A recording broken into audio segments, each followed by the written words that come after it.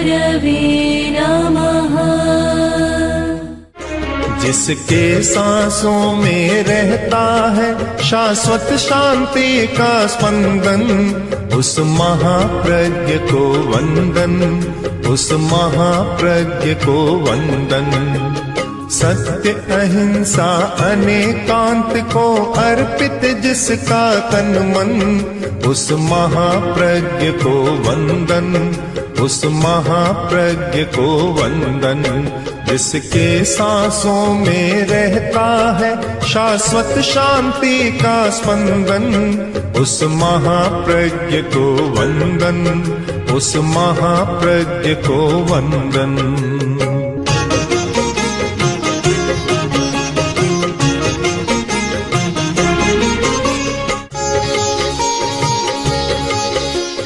नमो अरहंताणम, नमो अरहंताणम। सुख और शांति हमारे शब्दकोश के सबसे ज्यादा प्रिय शब्द है। हर आदमी सुख चाहता है और शांति चाहता है। कोरा सुख नहीं चाहता, शांति चाहता है, क्योंकि वह जानता है कि शांति के बिना सुख का अनुभव नहीं हो सकता। दोनों को चाहता है, पर शांति मिलती नहीं है और सुख भी नहीं होता। सुख की खोज और सुख की दौड़ सदा चालू रहती है। क्यों नहीं होता? कि वह उस वृक्ष को नहीं पा सका जो वृक्ष सुख और शांति दे सकता है। उस वृक्ष का नाम है कल्प वृक्ष।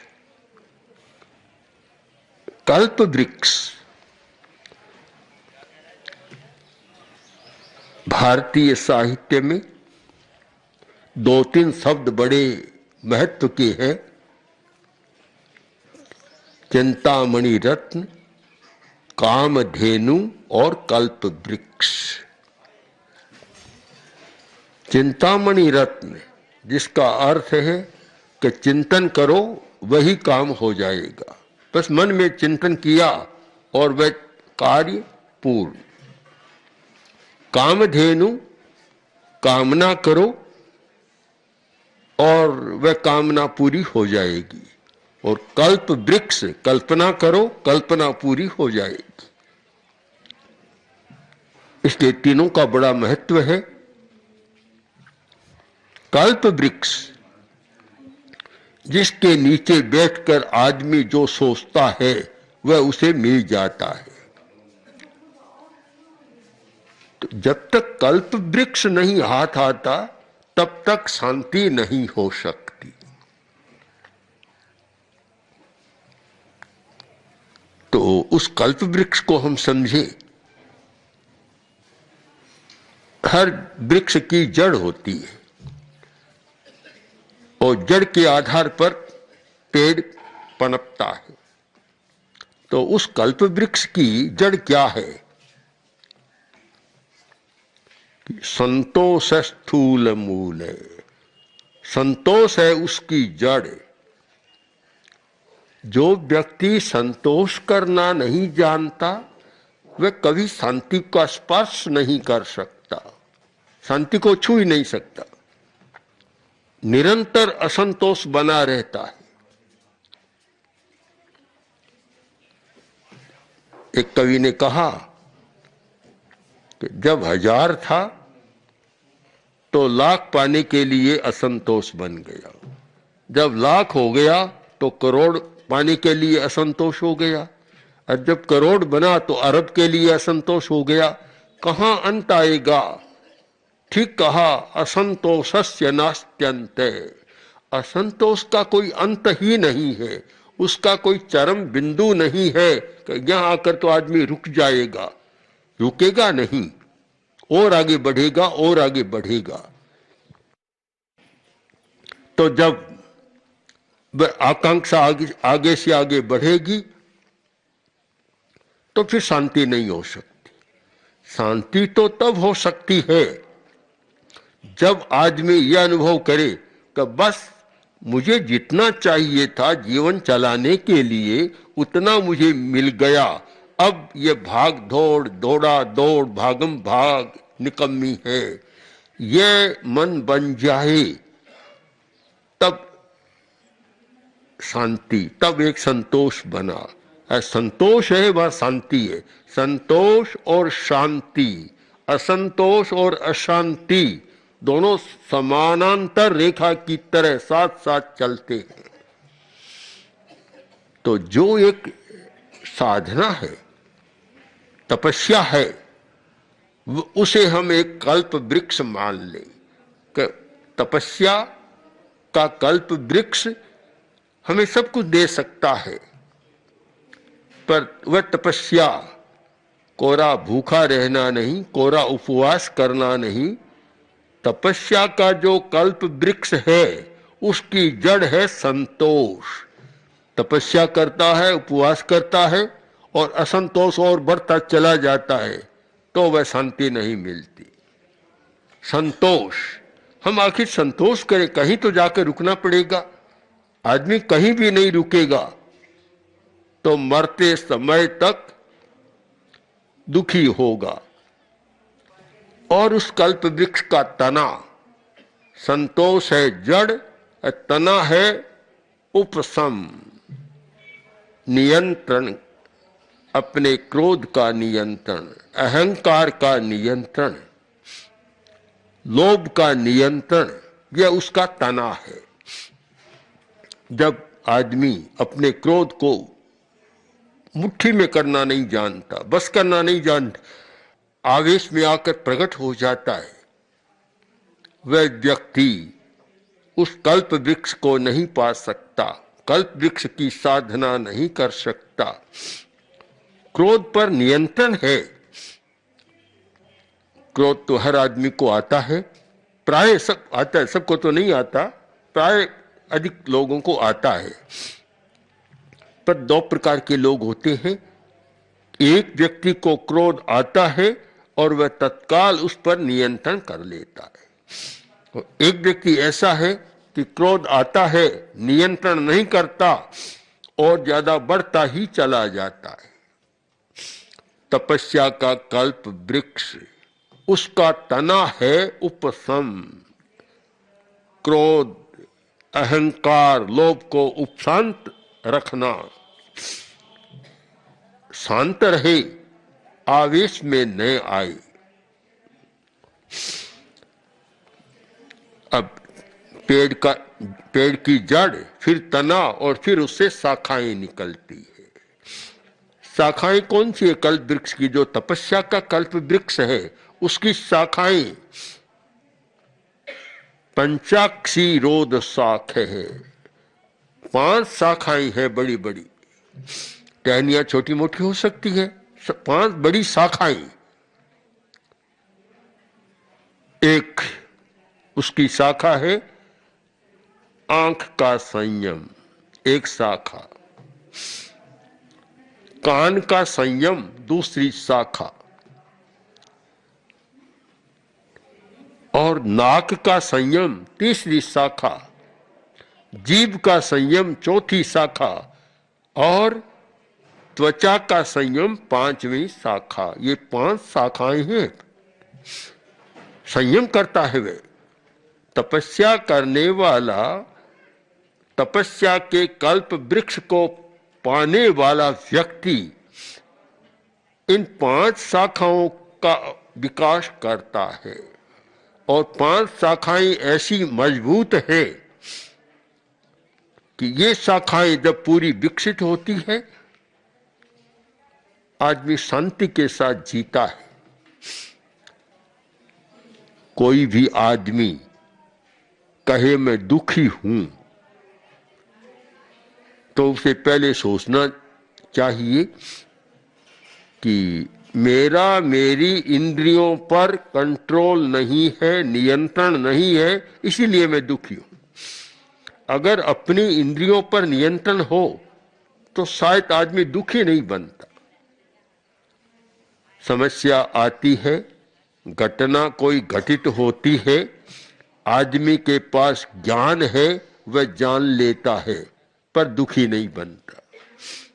दुखी कब बनता है? अपनी इंद्रियों पर नियंत्रण नहीं है, तब दुखी बन जाता है। पता नहीं आदमी कैसे दुख पैदा करता है, अपने अनियंत्रण के कारण कितना दुख पैदा कर लेता है, फिर रोता है, पछताता है, सब कुछ करता है, पर पहले पैदा कर लेता है अपने अनियंत्रण के कारण। इसीलिए कहा गया कि जो तपस्या का कल्प वृक्ष है, उसकी 5 शाखाएं संयम की शाखाएं हैं, नियंत्रण की शाखाएं हैं, या विजय की शाखाएं हैं। इतनी बढ़िया शाखाएं हैं कि जिस व्यक्ति का अपनी इंद्रियों पर, मन पर और क्रोध आदि कसाय के प्रकारों पर नियंत्रण हो जाता है, तो फिर वह तपस्या का कल्प वृक्ष उसकी सारी कल्पनाओं को पूरा करता है। जो मांगता है बात पूरी हो जाती है। आगे हम बढ़े तो मूल, तना, शाखाएं, अब फिर आते पत्ते। पत्ता फिर लगता है, शाखाओं पर लगते हैं पत्ते। स्फुरद अभय दल, अभय का पत्ता है। एक तपस्वी व्यक्ति जिसे अपनी तपस्या का कल्प वृक्ष प्राप्त हो जाए, वह कभी डरता नहीं है, भयभीत नहीं होता। बहुत साफ साफ बात कहने की उसमें ताकत होती है, हिम्मत होती है। रात्रि को हम बैठे थे और एक पत्रकार या बड़े समूह का संचालक, दैनिक भास्कर के संचालक मालिक रमेश अग्रवाल बैठे थे, बातचीत हो रही थी। तो बातचीत में मैंने कहा कि वे लोग डरते हैं जो कुछ पाना चाहते हैं, आकांक्षा होती है, वे डरते हैं, सही बात नहीं कहते। वे मन में घबराहट होती है कि सही कहूंगा तो मुझे धन नहीं देंगे, यह नहीं मिलेगा, यह नहीं मिलेगा, वे डरते रहते हैं।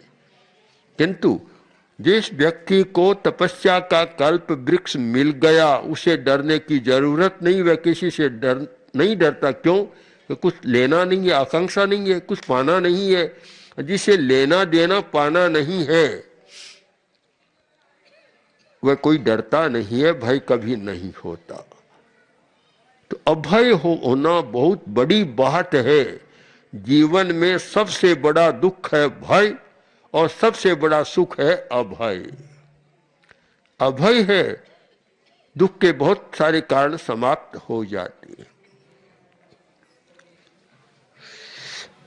अब कोंपलें आती है पहली पत्तों से, शील संपत प्रवालय। कोंपल नया पत्ता, जब पत्ता फूटता है तो वह शील की संपदा, एक धन की संपदा होती है, एक चरित्र की संपदा होती है। जिस व्यक्ति के पास चरित्र की संपदा होती है, वह तपस्या के कल्प वृक्ष से अपनी सारी कल्पनाओं को पूरा करने में समर्थ हो जाता है। यह कल्प वृक्ष जिसके फल और फूल भी लगते हैं, फल और फूल, पत्ता आएगा फिर फल फूल आएगा, तो फल और फूल श्रद्धम भय पूर शेकाद विपुल कुल बलैश्वर्य सौंदर्य भोगे स्वर्गादि प्राप्ति पुष्प शिव पद फलदह। वह कल्प वृक्ष सींचा जाता है, क्योंकि वृक्ष को सींचना जरूरी है, पानी नहीं मिलेगा तो वह भी सूख जाएगा। तो श्रद्धा के पानी से वह सींचा जाता है, और उससे उसे जो मिलता है, उस पर जो फूल आता है, स्वर्ग वह उसका फूल है, और मोक्ष उसका फल है। अंतिम फल होता है मोक्ष, उसका फल है। हम फिर उन शब्दों को दोहरा दें कि संतोष है जिसकी जड़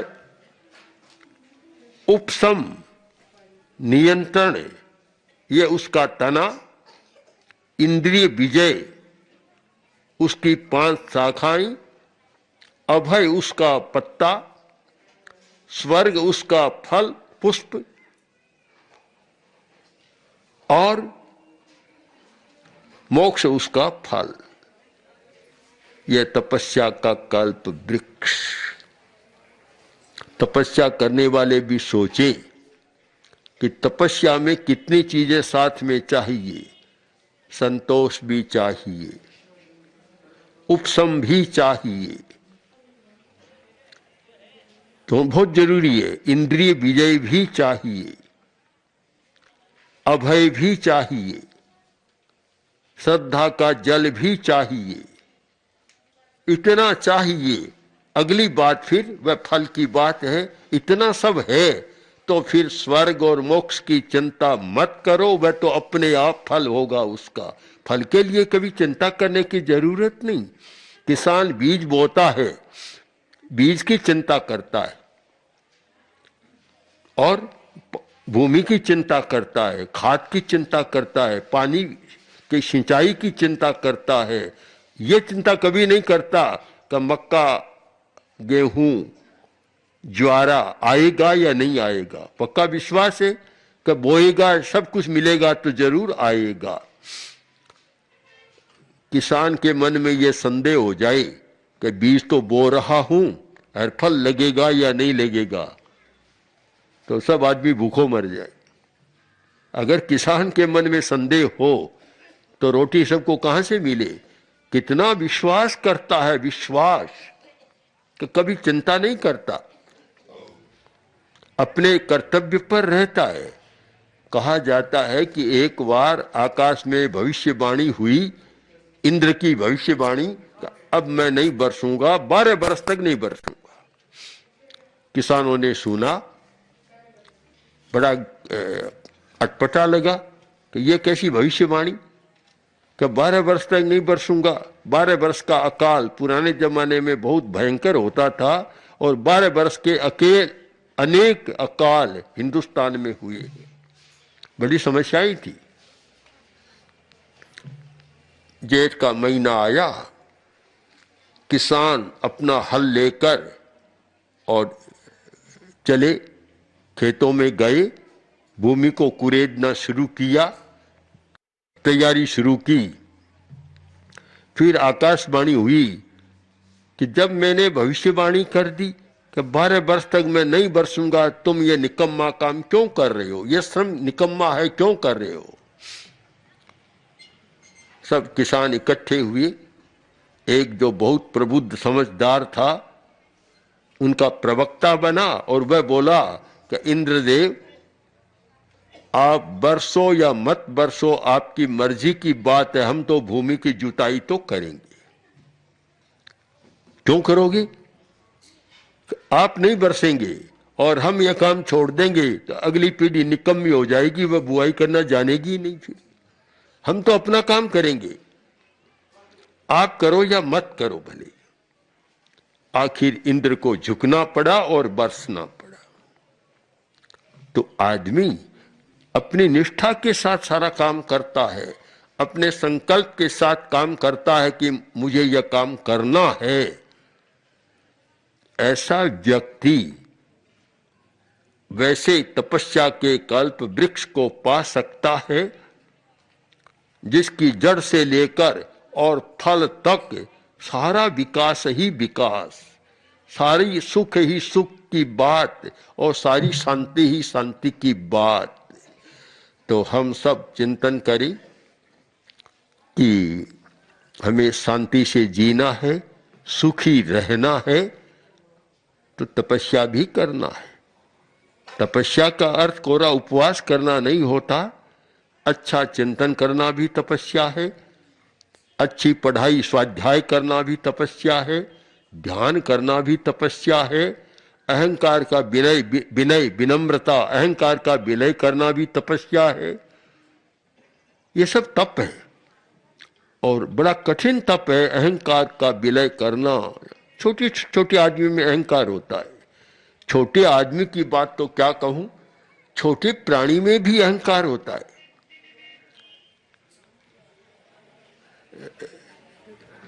दो चींटियां जा रही थी और सामने से हाथी आ रहा था। तो एक चींटी ने कहा कि आज तो मन में आ रहा है हाथी के साथ लड़ाई करें।